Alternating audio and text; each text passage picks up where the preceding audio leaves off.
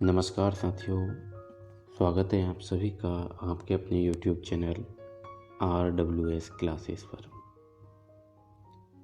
साथियों, जैसा कि आप सभी को ज्ञात है कि अपनी जिला दर्शन सीरीज चल रही थी 41 जिलों के अनुसार राजस्थान जिला दर्शन, जिसमें हमने अभी बीकानेर संभाग को कंप्लीट किया है पिछली क्लास में। तो आप सभी अगर जिसने पिछली क्लास नहीं देखी है तो प्लेलिस्ट बनी हुई है, वहाँ जाकर आप सारी क्लासों को देख सकते हैं, ठीक है। और देखना भी ज़रूर, अगर नहीं लिया है तो उन क्लासों को भी लेना।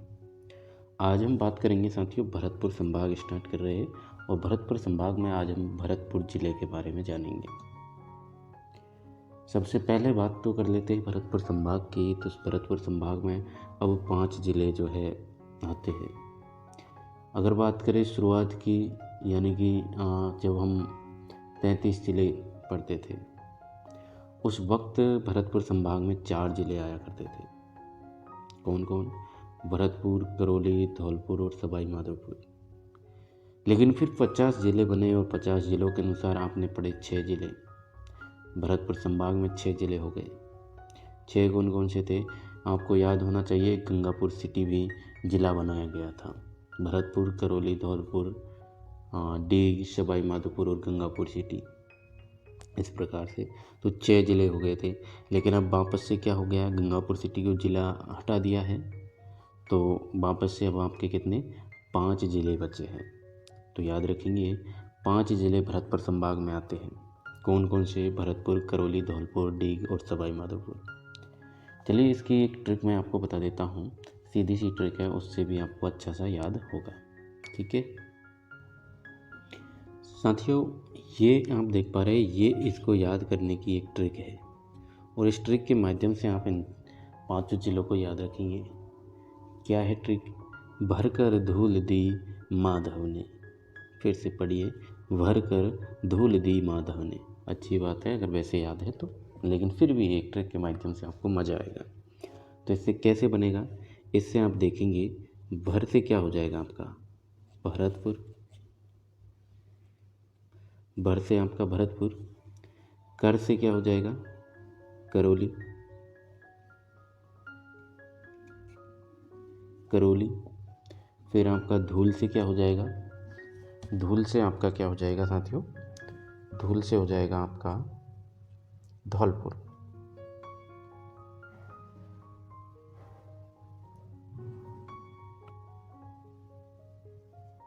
धौलपुर हो गया। दी से क्या हो जाएगा, इससे दी से आपका डी हो जाएगा। डी से क्या हो जाएगा डी। और माधव से क्या हो जाएगा, माधव से माधोपुर, सवाई माधोपुर, ठीक है।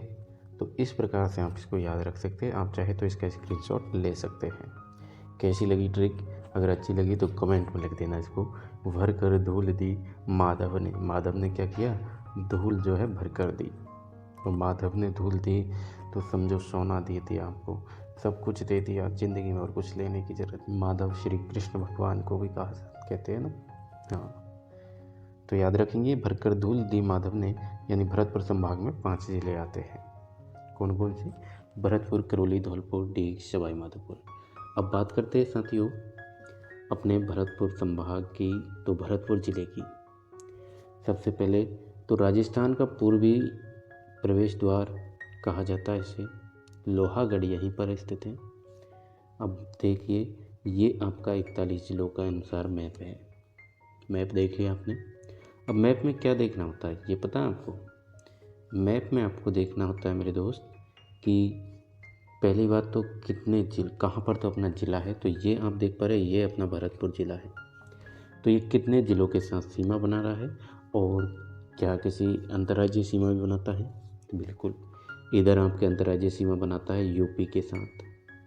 यूपी के साथ अंतर्राज्यीय सीमा बना रहा है। अगर बात करें ज़िलों की तो डीग के साथ सीमा बना रहा है, इधर अलवर के साथ, इधर दौसा के साथ, सवाई माधोपुर के साथ नहीं बनाएगा, करौली के साथ बना रहा है और धौलपुर के साथ, यानी 5 ज़िलों के साथ सीमा बना रहा है। सही है ना। तो याद रखेंगे 5 ज़िलों के साथ भरतपुर जिला सीमा बनाता है। और भरतपुर संभाग में भी कितने जिले थे? 5 जिले। कौन सा नहीं था? अलवर नहीं है अब, है ना, दौसा भी नहीं है आपका। तो इस प्रकार से याद रखिए। अब बात करते हैं साथियों, ये आपने देख लिया, हमने 5 जिलों के साथ सीमा लग रही है, ये भी देख लिया। अंतर्राज्यीय सीमा यूपी के साथ लगाता है, ये भी देख लिया। अब अपन बात करेंगे पॉइंटों की, जो कि इम्पोर्टेंट है। बात करें भरतपुर ज़िले की, तो साथियों भरतपुर ज़िले में आपके जो महत्वपूर्ण तथ्यों की बात करें तो ब्याना बहुत महत्वपूर्ण है यहाँ का स्थान। ब्याना, जहाँ पर बाबर और चांगा के मध्य युद्ध हुआ था, याद है ना, 16 फरवरी 1527 को होता है। तो ये बहुत महत्वपूर्ण है। बाकी नील की खेती के लिए प्रसिद्ध है। ब्याना का किला यहाँ पर है, जिसे श्रीपंत दुर्ग के नाम से जाना जाता है ना। और अपन बात करेंगे केवलादेव घना पक्षी अभ्यारण्य की, भरतपुर में, जो कि पक्षियों का स्वर्ग कहलाता है। लोहागढ़ की बात करेंगे, जो अजयगढ़ अवैध दुर्ग के नाम से जाना जाता है, सूरजमल जाट के द्वारा बनवाया गया था। फिर अपन बंद बारेठा, मोती झील, सुजान गंगा, इन सभी पॉइंटों को जो एग्ज़ाम की दृष्टि से मोस्ट इम्पोर्टेंट, उन सब की बात करेंगे। ठीक है, चलिए। तो अब आपसे एक उम्मीद करता हूँ मैं कि आप चैनल को सब्सक्राइब कर ले और वीडियो को लाइक करें, शेयर करें अपने दोस्तों के साथ। ठीक है, और चलिए करते हैं शुरू। आ जाइए। तो सबसे पहले बात करते हैं अपन जाट महाराजा सूरजमल के द्वारा भरतपुर के संस्थापक थे। तो भरतपुर की स्थापना महाराजा सूरजमल के द्वारा की गई थी। ठीक है,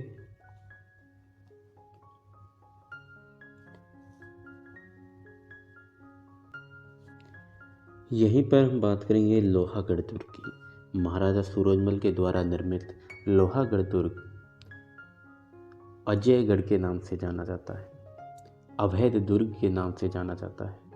याद रखेंगे, इम्पोर्टेंट फैक्ट है। कब निर्माण करवाया था?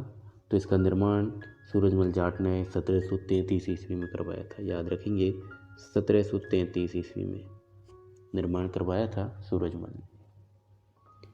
इसके चारों ओर साथियों, लोहागढ़ के चारों ओर खाई बनी हुई है। इसमें जवाहर बुर्ज जवाहर सिंह ने बनवाया था। तो एक इम्पोर्टेंट है जो बनता है प्रश्न, फतेह बुर्ज रणजीत सिंह ने बनवाया था इसमें।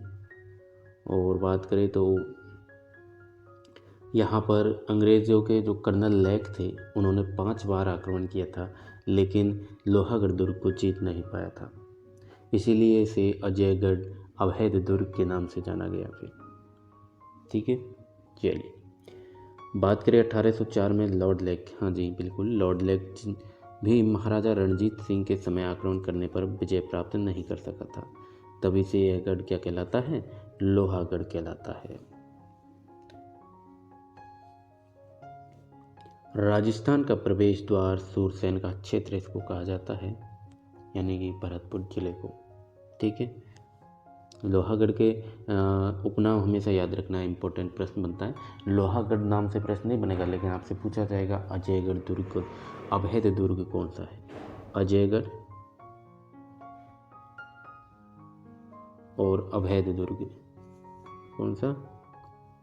अवैध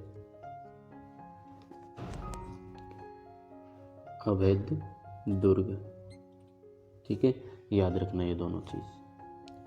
चलिए नेक्स्ट पॉइंट क्या है? बंद बारेठा अभ्यारण्य को लेकर।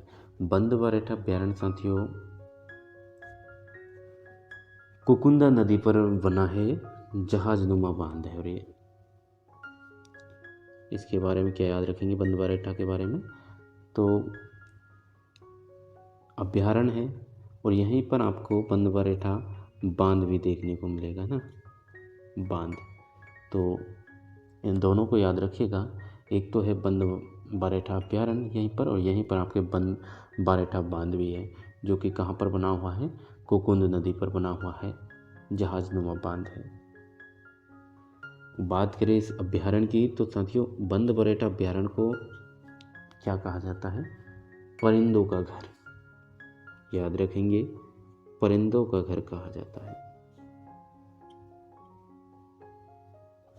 परिंदों का घर कहा जाता है। वही बात करें नौटंकी लोक नाट्य यहाँ का प्रसिद्ध है। नगला जहाज भरतपुर देव बाबा का मंदिर यहाँ पर स्थित है। जवाहर बुर्ज महाराजा जवाहर सिंह की दिल्ली विजय का प्रतीक है, जो कि लोहागढ़ दुर्ग में ही है। बात करें सरसों तेल उद्योग का प्रधान केंद्र यहाँ पर स्थित है। प्रथम जैव उर्वरक कारखाना यहाँ पर स्थित है। भरतपुर जिले से राष्ट्रीय राजमार्ग नेशनल हाईवे 21 और NH 123 गुजरते हैं। 2 नेशनल हाईवे गुजरते हैं, याद रखेंगे 21 और 123, 21 123। कैसे याद रखोगे? 21 123, NH 21 NH 123। ठीक। बात करें मुख्य नदियों की तो बाणगंगा नदी, रूपा रेल नदी और गंभीरी नदी यहाँ की मुख्य नदी है। ठीक है, चलिए और पॉइंटों को भी देखेंगे। और यहाँ से आप देखेंगे ये आपका जो है भरतपुर ज़िले का मैप है, और इस ज़िले के अनुसार जो इम्पोर्टेंट फैक्ट दिए गए हैं आपको छोटे छोटे रूप में, तो इनको देखेंगे। उसके बाद में अपन देखेंगे वन लाइनर पॉइंटों को। वन लाइनर पॉइंटों के बाद में अपन जो है वस्तुनिष्ठ प्रश्न करते हैं, जिनका जवाब आप कमेंट में देते हैं, तो वो चीज़ रहेगी। ठीक है, चलिए आ जाइए। सबसे पहले बात करें गोल्डन ट्रायंगल पर स्थित विश्व धरोहर, आपके भरतपुर बर्ड सेंचुरी स्थित है। ठीक है, फिर आप बात करेंगे इंटरप्रिटेशन सेंटर, ऑस्ट्रियन कंपनी सौरस्क्यू के सहयोग से स्थापित की गई है यहीं पर आप देखेंगे ऑपरेशन राजहंस, सफ़ेद सारस के बचाव हेतु ऑपरेशन राजहंस चलाया गया। केवलादेव पक्षियों का स्वर्ग कहलाता है। साइबेरियन सारस के लिए प्रसिद्ध है। पूछा गया प्रश्न इंपॉर्टेंट है, याद रखेंगे साइबेरियन सारस। रामसर नमभूमि वेटलैंड क्षेत्र, अजान बांध व गोवर्धन ड्रेन परियोजना की से जलापूर्ति यहाँ पर की जाती है। ठीक है, चलिए यहीं पर आप देखेंगे रैपिसीड सरसों अनुसंधान केंद्र स्थित है। अब बात करते हैं बाग बगीचों का कस्बा, बैर का किला और फुलवाड़ी महल आपके भुसावर बैर में स्थित है। बैर का किला, फुलवाड़ी महल, बाग बगीचों का कस्बा भुसावर आपके भरतपुर जिले में है। यहीं बात करें ब्याना की तो ब्याना दुर्ग साथियों, ब्याना दुर्ग, वैसे बात करें ब्याना की तो ब्याना को क्या कहा जाता है? ब्याना के प्राचीन नामों की बात करें तो इसको श्रीपंथ या फिर सोनितपुर के नाम से जाना जाता था। इस ब्याना को किस नाम से जाना जाता था? श्रीपंथ के नाम से जाना जाता था। ठीक है, श्रीपंथ या फिर सोनितपुर। ब्याना किले की यानी दुर्ग की बात करें तो बादशाह दुर्ग इसको कहा जाता है। सुल्तान कोट, विजय मंदिर गढ़ इसको कहा जाता है। डच यात्री फ्रैंको ई पेल्सर्ट ने 1618 ईस्वी में ब्याना की यात्रा की तथा कहा कि मध्य युग में ब्याना उच्च किस्म की नील के उत्पादन के लिए प्रसिद्ध था। तो नील की खेती के लिए प्रसिद्ध है ये। ठीक है, किसने बताया? तो फ्रैंको ई पेल्सर्ट ने बताया था, जो कि डच यात्री था। और यहीं से आप याद रखेंगे 17 मार्च 1527 खानवा युद्ध, ब्याना युद्ध। बाबर संग आगे में 16 फरवरी को होता है ब्याने में, और फिर खानवा आपके जो है खानवा का युद्ध होता है 17 मार्च को, 1 महीने बाद। बसंती पशु मेला अकबर की आखेट स्थली और अकबर के मृग्या महल यहाँ पर स्थित है। यहीं 1527 में बाबर और राणा सांगा के मध्य युद्ध स्थल यहाँ का खानवा यहीं पर है। ठीक है, तो ये कुछ इम्पोर्टेंट पॉइंट थे। अब अपन और डीपली प्रश्नों को देखेंगे, तो आप सभी क्लास को पूरा लेना। और यहाँ से समझो, यहीं से होती है स्टार्ट अपनी जिला दर्शन की। ठीक है ना, चलिए आ गए सभी, और अपने दोस्तों को बुला लीजिए। अगर कोई बच्चा रह रहा था ना, शेयर कर दो एक बार। चलिए वीडियो को लाइक ज़रूर किया करें, हम लाइक नहीं करते हैं, ये गलत बात है।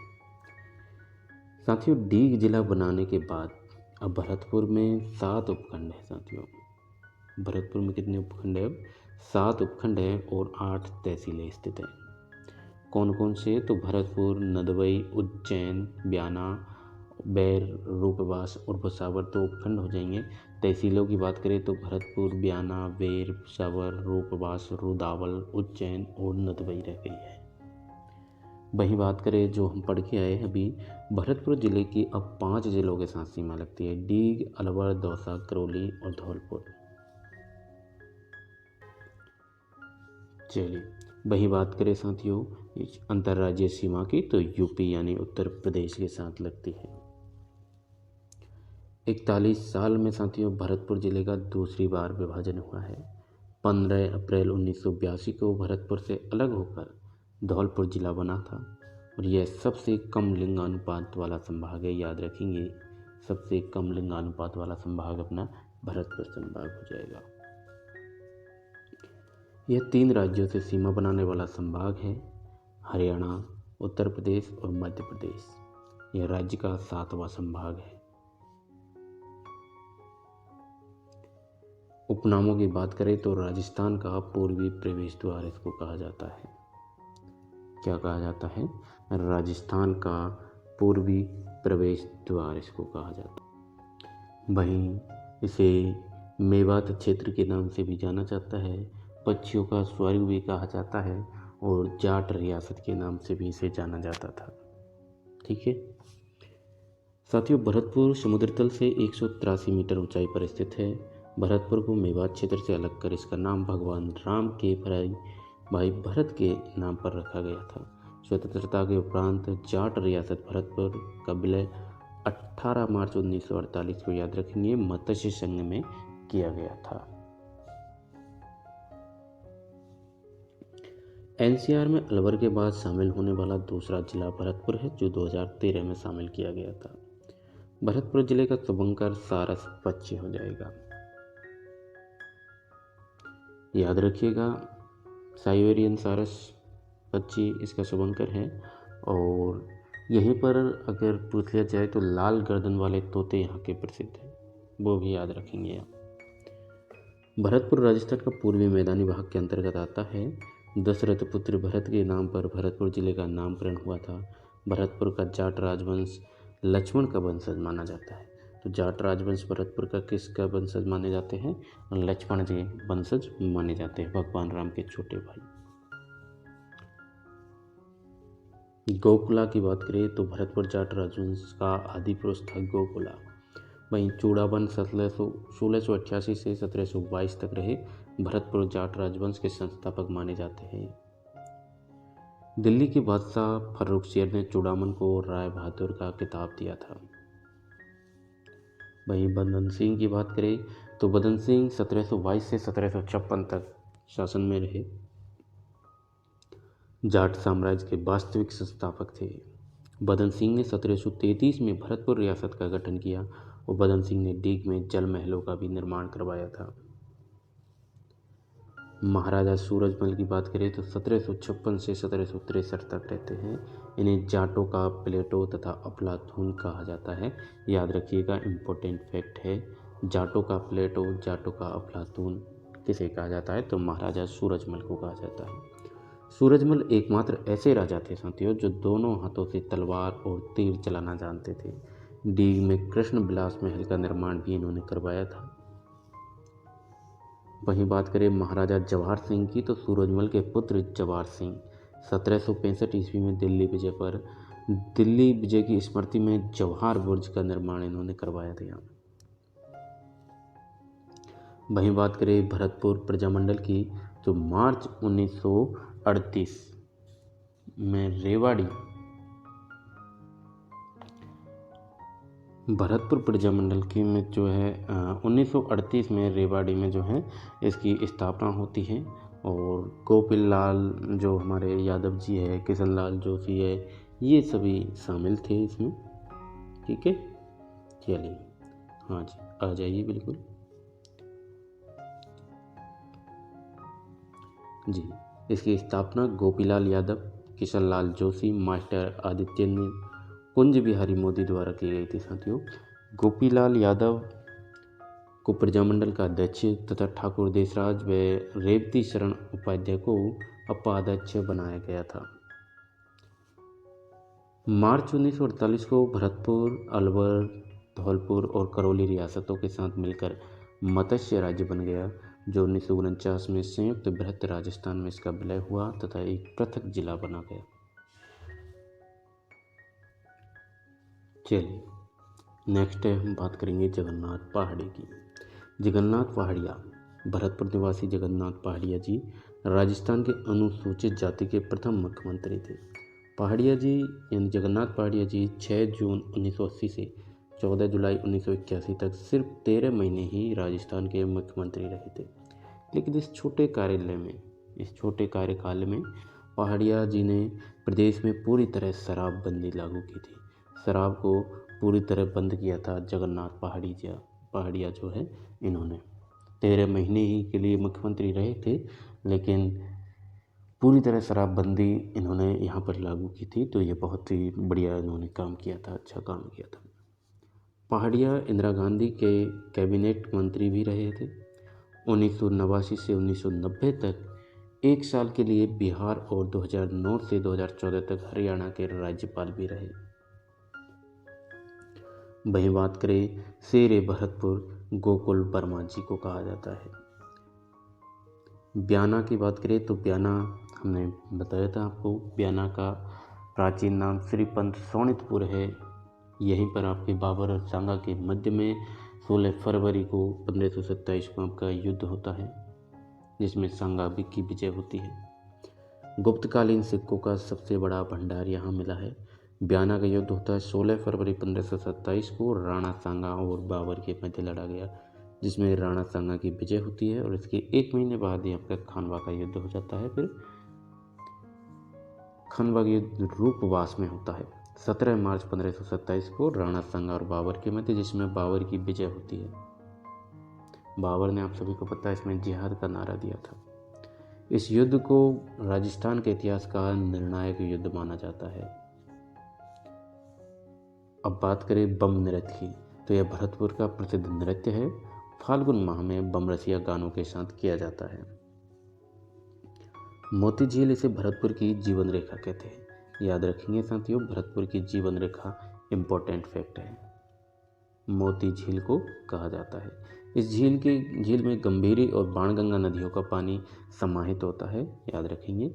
वहीं बात करें अजान बांध की, तो गंभीरी नदी पर बना यह बांध केवलादेव पक्षी अभ्यारण्य को पानी की आपूर्ति करता है। वहीं बात करें वंद वारेठा बांध, जिसके बारे में आपको पहले भी बता चुका हूँ। वंद वारेठा बांध साथियों काकुंड नदी पर, काकुंड या फिर कुकुंड भी आपको देखने को मिल सकता है। ये इस प्रकार से भी देखने को मिल सकता है आपको, कुकुंड। तो कुकुंड या काकुंड एक ही नदी है। कुकुंड नदी पर वारेठा गांव के पास स्थित है ये बंद वारेठा बांध। भरतपुर का सबसे बड़ा बांध है और ये भरतपुर का सबसे बड़ा बांध है। वहीं बंद वारेठा अभ्यारण्य स्थित है, जिसे परिंदों का घर कहा जाता है। और ये जो बंद वारेठा बांध है, ये अगर बात करें इसकी आकृति की, तो जहाजनुमा आकृति है। कैसी आकृति है? जहाजनुमा, याद रखेंगे, ठीक है। इधर लिख लीजिए चाहे तो,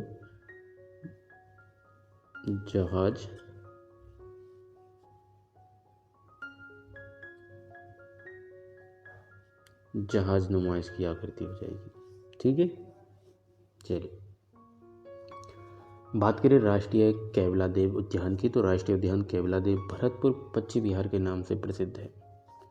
यहाँ शीतकाल में यूरोप, अफगानिस्तान, चीन, मंगोलिया तथा रूस आदि देशों से पक्षी आते हैं। 1982 में इसे राष्ट्रीय उद्यान घोषित किया गया। अब यह विश्व धरोहर सूची में भी शामिल है साथियों।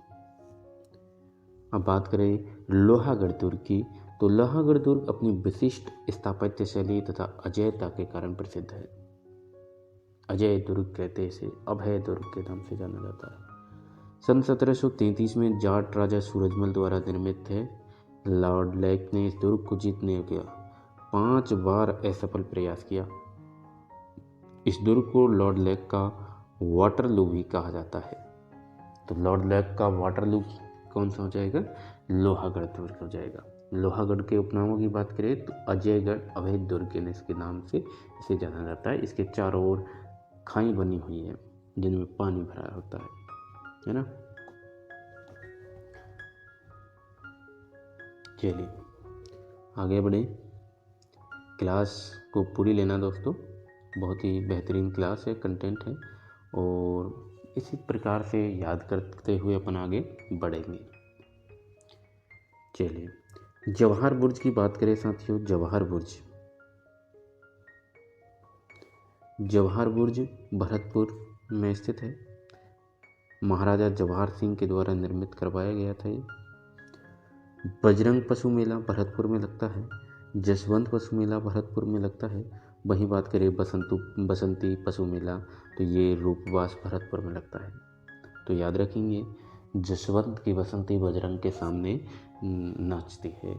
कुछ इस प्रकार से ट्रिक बना सकते हो। जसवंत, बसंती और बजरंग ये सभी पशु ये मेले जो है, तीनों पशु मेले भरतपुर में लगते हैं। ठीक है। गंगा मंदिर की बात करें तो इस मंदिर का निर्माण प्रारंभ में महाराजा बलवंत सिंह के द्वारा 1840 ईस्वी में करवाया गया। वहीं बात करें अपन ऊषा मंदिर की, तो ऊषा मंदिर या फिर कहे ऊषा मस्जिद, इसका निर्माण कन्नौज के महाराजा महिपाल की रानी चित्ररेखा ने करवाया सन 956 में। ब्याना में ऊषा मंदिर का निर्माण करवाया। इस मंदिर को मुस्लिम आक्रमणकारियों ने इसे तुड़वाकर ऊषा मस्जिद का रूप दे दिया गया। यानी पहले था मंदिर, फिर मुस्लिम आक्रमणकारियों ने इस मंदिर को तुड़वाया और ऊषा मस्जिद का रूप दे दिया इसे। तो चीज़ एक ही है, मंदिर मस्जिद, यानी कि उसी को तोड़कर, मंदिर को तोड़कर मस्जिद बनाई, लेकिन जगह तो वही है ना। इस प्रकार से याद रखेंगे। लक्ष्मण मंदिर की बात करें तो इसका निर्माण महाराजा बलदेव सिंह ने प्रारंभ किया तथा महाराजा बलवंत सिंह ने इसे पूर्ण करवाया था। वहीं ब्याना दुर्ग की बात करें तो यादव राजवंश के महाराजा विजयपाल के द्वारा दमदमा पहाड़ी पर लगभग 1040 ईस्वी में इसका निर्माण करवाया गया था। पहाड़ी कौन सी है? दमदमा पहाड़ी है। नौलखा बाग की बात करें या फिर कहे बेर का किला या फिर कहे ऊंटाला का किला आदि बेर भरतपुर में स्थित है।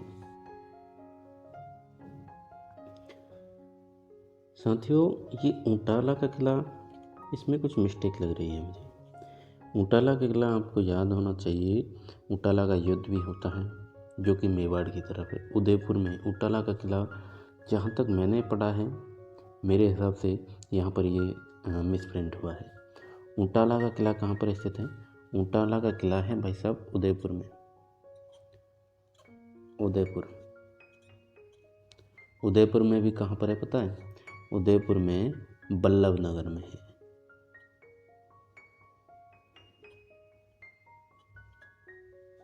बल्लभ नगर में।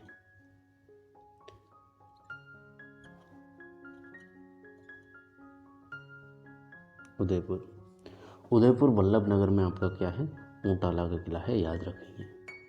ये यहाँ पर मिसप्रिंट हुआ है, या तो कुछ गड़बड़ है या फिर आपको इसका करेक्ट आंसर पता हो तो आप कमेंट में इसका ज़रूर बताना। ये ऊंटाला का किला क्या भरतपुर में है सच में? मैंने कहीं नहीं पढ़ा भरतपुर में, है ना। तो नौलखा बाग और बैर का किला ये तो भरतपुर में स्थित है, लेकिन ऊंटाला का किला ये आपके कहाँ है? मेवाड़ में होता है, उदयपुर में बल्लभ नगर में स्थित है। ठीक है, चलिए आगे बढ़े। अगर कोई कन्फ्यूज हो तो डिस्कस कर सकते हैं अपन। आप चाहे तो कमेंट में कमेंट करना, है ना, और चाहे टेलीग्राम पर डिस्कस कर सकते हैं। ठीक है, या फिर आपको पता हो तो बताना भाई। मेरे हिसाब से तो ये उदयपुर में है, आपके हिसाब से कहाँ पर है आप ज़रूर बताइए। अगर आपके हिसाब से उदयपुर है तो उदयपुर भी आप बता दें। ठीक है, चलिए।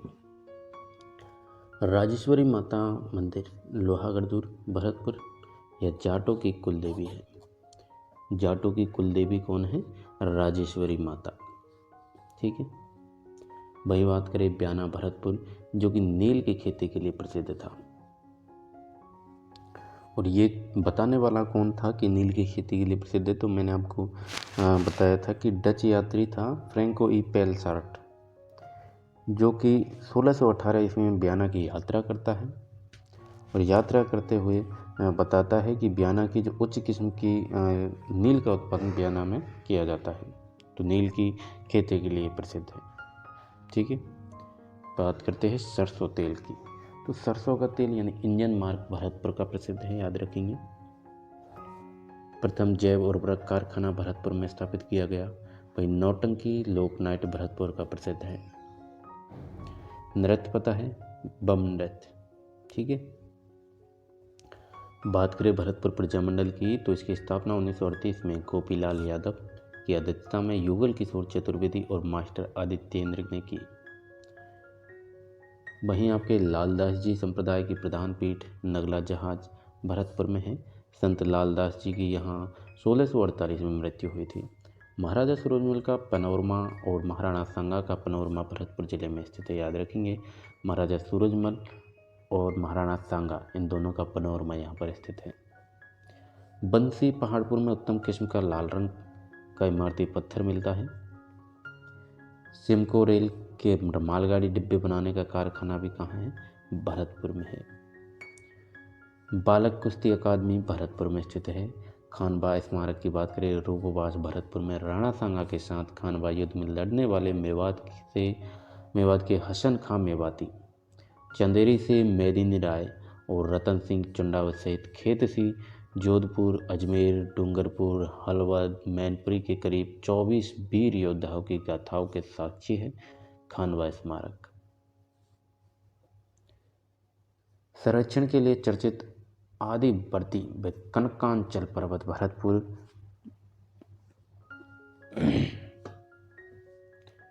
जिले में स्थित है। साथियों, भरतपुर जिले की प्रमुख नदियों की बात करें तो बाणगंगा, गंभीर और रूपा रेल नदी हो जाएगी। साथियों, ये जो अपने अभी पढ़ा था ना, कनकाचल पर्वत और आदिवर्दी, इन दोनों को याद रखिएगा। कनकाचल पर्वत और आदिवर्दी कहाँ पर स्थित है, आपके भरतपुर जिले में स्थित है। इम्पोर्टेंट है ये। ठीक है, वहीं बात करें दर पुरातत्विक स्थल की, तो भरतपुर में है, यह पाषाणकालीन स्थल है। आचार्य राजेंद्र सूरी की बात करें तो 1826 से 1906 ईस्वी जैन सुधारक का थे और इनका जन्म भी कहाँ से, भरतपुर में हुआ था। अब बात करेंगे अपन वस्तुनिष्ठ प्रश्नों की, जैसा कि आपके सामने स्क्रीन पर ये रहा पहला क्वेश्चन कि केवलादेव घना राष्ट्रीय उद्यान कहाँ स्थित है। धौलपुर, बूंदी, सवाई माधोपुर, भरतपुर। सभी कमेंट में आंसर देंगे। CET 10+2 में ये प्रश्न पूछा गया था। एक बार सभी मेरे दोस्त क्लास को शेयर करें और चैनल को सब्सक्राइब जरूर करें। ठीक है, चलिए, वीडियो को लाइक कर दिया। अब बताइए इसका आंसर क्या है, कहाँ पर है केवलादेव घना राष्ट्रीय उद्यान। बिल्कुल भरतपुर, ऑप्शन नंबर डी आपने सही बताया। नेक्स्ट क्वेश्चन है, राजस्थान के निम्नलिखित में से किस क्षेत्र को गुड़गांव नहर परियोजना से सिंचाई का लाभ होता है। गुड़गांव नहर परियोजना से सिंचाई का लाभ होता है जयपुर, कोटा, जोधपुर या भरतपुर। बिल्कुल अभी पढ़ के आए अपन, गुड़गांव नहर परियोजना से भरतपुर जिले को लाभ होता है। नेक्स्ट क्वेश्चन क्या है अपना, राजस्थान का कौन सा शहर पूर्वी सिंह द्वार कहलाने का गौरव रखता है। पूर्वी सिंह द्वार कहलाने का गौरव रखता है, कौन सा शहर है बताइए। बिल्कुल राजस्थान का पूर्वी सिंह द्वार ये आपके भरतपुर शहर है, कहलाने का गौरव रखता है। कौन सा जिला भरतपुर संभाग में नहीं है। कौन सा जिला भरतपुर संभाग में नहीं है बताइए। अलवर, धौलपुर, करौली, सवाई माधोपुर। ट्रिक याद करो। ट्रिक क्या थी अपनी, बताओ। ट्रिक थी अपनी, भर कर धूल दी माधव ने। तो अब बताओ इसमें भर कर धूल दी माधव ने, अलवर के लिए कुछ ट्रिक में यूज हुआ था क्या। तो राइट आंसर क्या हो जाएगा, अलवर हो जाएगा, क्योंकि भर से तो आपका भरतपुर है ही, कर से आपका करौली हो जाएगा। भर कर धूल दी, धूल से धौलपुर, दी से डीग, दी से क्या था डी था माधव ने यानी कि माधवपुर। तो याद आ गया ना, क्वेश्चन बनाना ट्रिक से, भरकर धूल दी माधव ने, तो अलवर आपका एकदम से राइट हो जाएगा। राजस्थान में 7वां संभाग कौन सा तथा इसका गठन किस वर्ष किया गया था? तो 7वां संभाग आप सभी को पता है अपना भरतपुर संभाग था। साथियों 2005 में आपके जो है भरतपुर संभाग का गठन होता है और ये 7वां संभाग बनाने की अधिसूचना जारी होती है 4 जून 2005 को। ठीक है, चलिए नेक्स्ट है सिमको वैगन प्लांट कहाँ स्थित है? सिमको वैगन प्लांट, अभी क्वेश्चन आया था लास्ट में जब अपन थ्योरी पढ़ रहे थे वन लाइनर, तब हमने देखा था सिमको के बारे में। तो बताइए क्या हो जाएगा इसका राइट आंसर? सिमको रेल के जो मालगाड़ी के डिब्बे बनाने का कारखाना कहाँ पर स्थित है? पढ़ा था ना अपन ने, भरतपुर में स्थित है। तो सिमको वैगन प्लांट भी कहाँ होगा?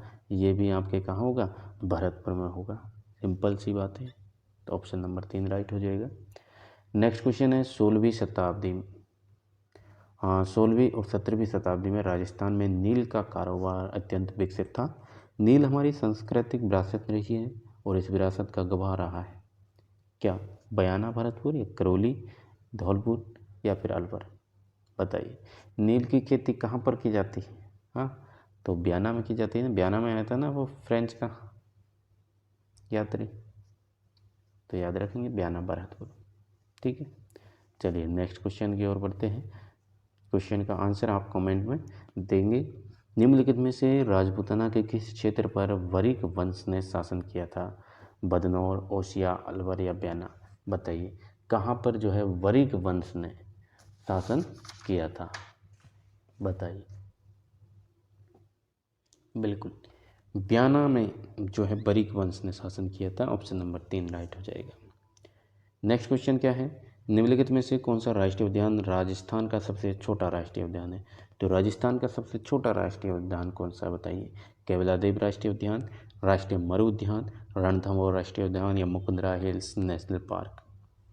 सबसे छोटा राष्ट्रीय उद्यान बताना है। चलिए जल्दी से कमेंट में आंसर देंगे, सभी देंगे आंसर, बिल्कुल टाइप कीजिए।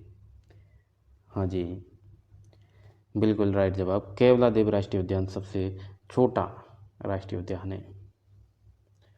नेक्स्ट क्वेश्चन है 1527 ईस्वी में महाराणा सांगा एवं बाबर के मध्य खानवा का युद्ध किस जिले में हुआ था? किस जिले में हुआ था? खानवा का युद्ध किस जिले में हुआ था? इसको तो बता दो यार, कमेंट कर दो इसका तो। बिल्कुल भरतपुर में हुआ था। जाटों का प्लेटो अफलातून कहा जाता है? बताइए। बदन सिंह को या इनमें से कोई नहीं, कि मान सिंह को कहा जाता है?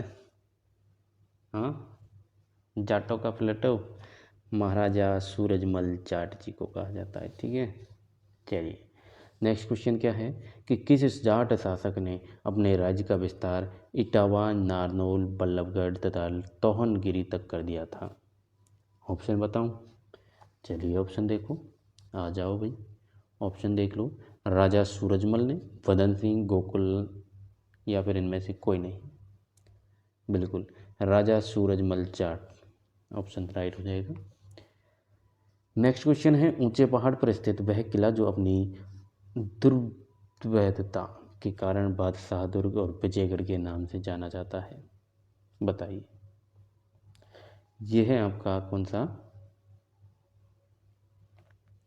बिल्कुल बयाना का किला राइट आंसर हो जाएगा, बयाना का किला। किस दुर्ग के उत्तरी द्वार पर लगे किवाड़ अष्टधातु के बने हैं जिन्हें महाराजा जवाहर सिंह अपनी दिल्ली विजय के दौरान लाए थे? अष्टधातु दरवाजा कहाँ पर है? लोहागढ़ दुर्ग में। ये कहाँ है? ये आपके भरतपुर का किला है। अष्टधातु दरवाजा यहाँ पर है, दिल्ली विजय के दौरान ये लाए थे दिल्ली से जवाहर सिंह जी। नेक्स्ट है भीमलाट नाम का यज्ञ स्तंभ किस किले में स्थित है? बताइए। लास्ट क्वेश्चन है आपका, इसका जवाब दे दीजिए और आपकी छुट्टी।